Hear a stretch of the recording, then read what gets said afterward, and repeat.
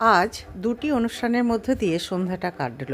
একটা আমাদের দাদার জন্মদিন, এই যে শেষদার জন্মদিন ছিল নবমীর দিন, 9ই অক্টোবর। আজকে আমরা সেটা পালন করলাম। আর সংস্কার ভারতীর আজকে হলো বিজয় সম্মেলনী।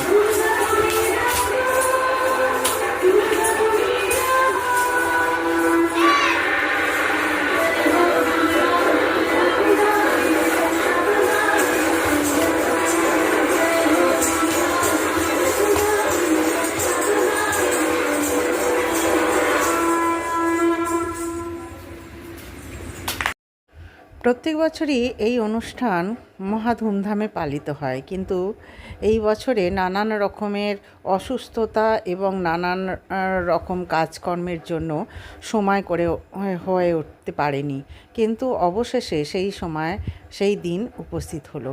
আমরা সবাই একত্রে মিলিত হয়েছিলাম। এই অনুষ্ঠান খুব ভালোভাবেই পালন করা হলো এবং সব শেষে আমরা ঘুগনি এবং মিষ্টি দিয়ে এর সমাপন করেছি।